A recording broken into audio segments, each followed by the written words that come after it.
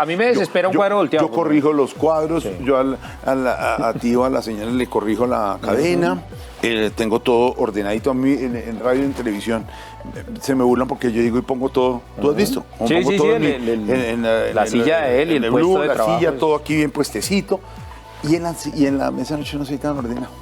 ¿Pero qué tengo? Tengo un radiocito, siempre tengo radios. Tengo unas gafas. Tengo audífonos viejos. ¿Por qué no boto los audífonos? No sé. ¿Por qué uno no bota los No sé, audífonos? y están enredados y no sirven, pero uno los guarda. ¿Por qué los tengo? Porque algún día hacen falta. Voy a llegar a botar audífonos. Pilas dañadas, bien. Pilas también dañadas. Chicles. Sí, no, ¿qué más tengo ahí? Tengo libros. ¿Qué le gusta a Jorge Alfredo Vargas? Libros de actualidad. Ahorita estoy leyendo todos los de mis amigos que salieron en la Feria del Libro. El de Alberto Linero, el de Felipe Zuleta, todos estos libros últimos, porque además recibimos programa y todo.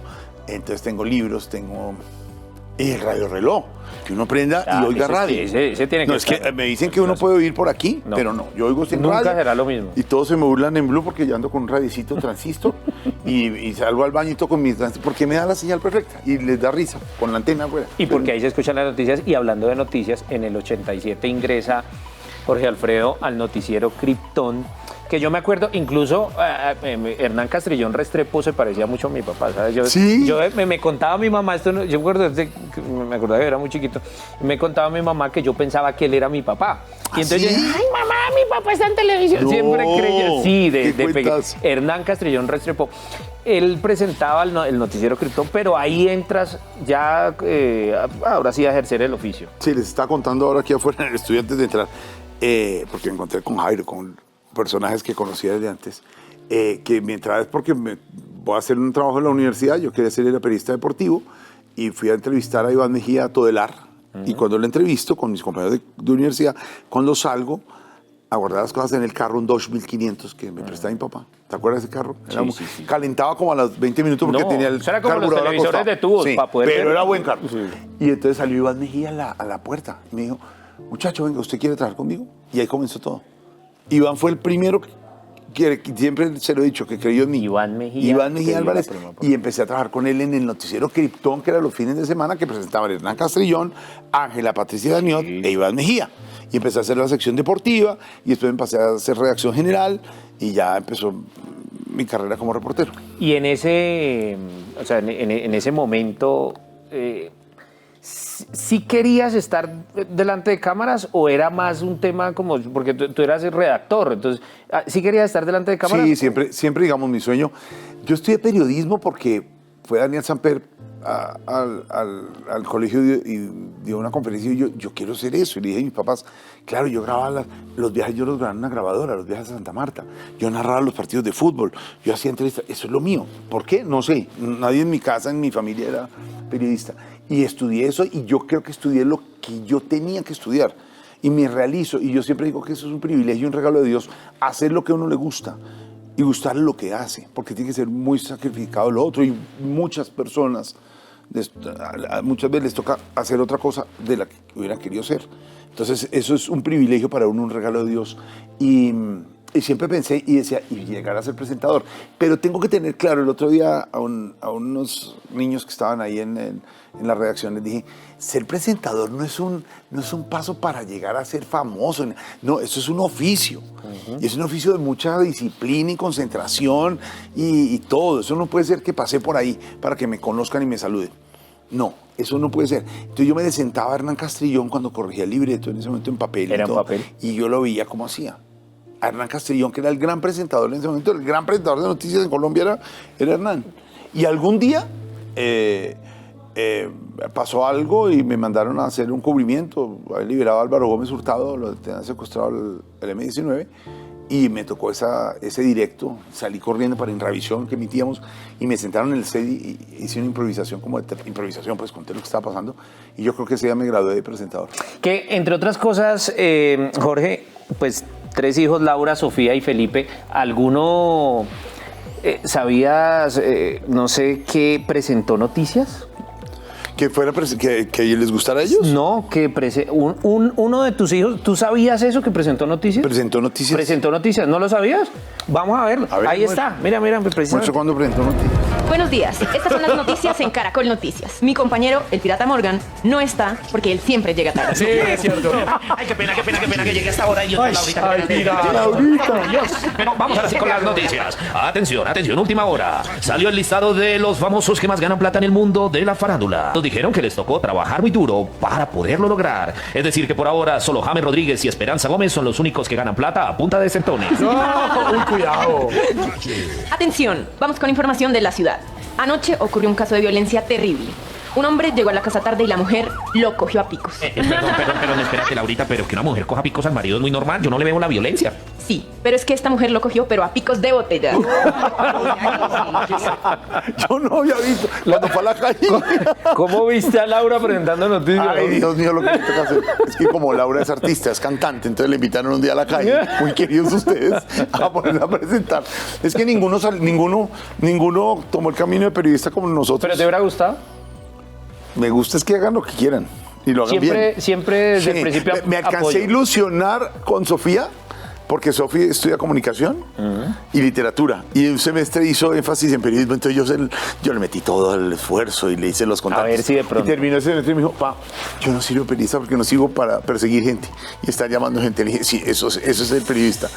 Felipe estudia ingeniería industrial y estudió un semestre de medicina y está en ingeniería industrial y dice, no tengo nada que ver con nada de ustedes. Y yo lo llevo al estudio y a quedar al blog deportivo con Javier y todos mis amigos lo invitan al fútbol y él no. Y Laura es cercana porque es artista, pero ella estudió ciencia política y derecho. Entonces Pero ella, la estaba apoyando en la carrera musical. Total. Laura Maré, para que la sigan. Laura Maré, y está para que la componiendo y cantando lindo. Digamos, la cercanía con nosotros de Laura es eso, que es artista y entonces canta, pero Nada más para allá. no periodista. Jorge Alfredo, a propósito del tema del periodismo, esto del celular, entra uno a redes, ve la noticia y dice, ya sé la noticia, la cuento y no investigo, no voy. ¿Cómo ves ese periodismo nuevo de redes, de simplemente tomar la noticia que otro dijo? ¿Nos estamos desviando de verdad de lo que es el periodismo originalmente, que es ir a averiguar al punto? Yo lo que pasa es que pienso que esto y yo que soy un adicto a esta cosa, esto es una herramienta muy bien para nuestro oficio y lo tenemos que tener y nos sirve, pero el criterio y la vena periodística de salir usted a hacer reportería, buscar la noticia, encontrarla e ir más allá, pues es lo que hace la diferencia. Yo le digo diciendo a mis compañeros, a mi grupo de trabajo, a nosotros nos diferencia el criterio y les digo, nuestros enemigos claro son el copy-paste, es un enemigo clarísimo de nuestra profesión. La burocracia, que la inteligencia artificial y todo reemplace lo que... Yo creo que ahí tiene que haber criterio. Y uno ahí mismo, pirata, se da cuenta de la persona que sirve y que tiene talento y que tiene para eso. Y eso marca la diferencia. Hay unos pelados que tenemos en la redacción del noticiero y en Blue Radio que uno se da cuenta, este pelado es bueno. Hay un pelado nuevo que entró y ahora con todo lo que está pasando en el Cauca dijo, yo quiero ir. Ya está haciendo toda la reportería como... No se sentó en un escritorio, esperó un comunicado. Eso es la diferencia, eso hace la diferencia, pero eso solo está en uno. Va de uno. Yo le he ido diciendo cuando me invitan a charlas, a las universidades, y todo, le digo, marquen la diferencia, prepárese. Sí hay cama para tanta gente, porque empiezan a decir que es que no hay espacio, que yo no puedo hacer. Ahora, ser el pirata como lo eres tú, hoy que eres una figura de radio y televisión, pues eso no nació ayer. Y le ha tocado madrugar, y le ha tocado sacrificarse, y meterse en estos estudios, y estudiar, y ser diferente, y ser el personaje que eres. Pero eso no es porque te sentaste tú un día y te dieron no, te sentaste y dijiste lo que se te ocurrió. Eso hay que saberlo hacer. Y además hay que tratar de ir a buscar la oportunidad. Yo he estado detrás de Jorge Alfredo porque me meta a Voz Populi hace mucho tiempo y no se ha podido. No tiene que estar ahí pirata. Pero por ejemplo, en los personajes que trabajamos, paréntesis, ahora nosotros en Voz Populi que tenemos información, opinión y humor. Hombre, la gente cree que opinión es sentarse a opinar lo que se le ocurre. Estos señores, los señores humoristas, hombre, es de un estudio, de una cosa. Entonces, ojo a eso. Porque esto te puede solucionar y ser tu buena herramienta. Pero depende de tu preparación, de tu criterio, hacerlo diferente. Y por eso quería hacer ese paréntesis en el tema de criterio. Ejercer el periodismo en Colombia es muy difícil. ¿Alguna vez te han amenazado, te han tratado de callar? Pues obviamente en Colombia se viven cosas de esas y nadie puede decir que no. Entonces, pues se convive con eso. Se convive ¿Te dio con miedo eso. alguna vez el Sí, país? Sí, claro. A uno le da. Uno es dueño de sus propios miedos. Y sobre todo cuando hay familia y todo. Y hay cosas que no les gustan. Y hay momentos muy críticos en el país donde han pasado cosas. Y hay muchos periodistas sacrificados. Hay personajes que terminaron muriendo como consecuencia de una violencia absurda, ¿no? Desde Diana Turbay, que fue mi jefe en Krypton, hasta Jaime Garzón, que fue mi amigo en esto.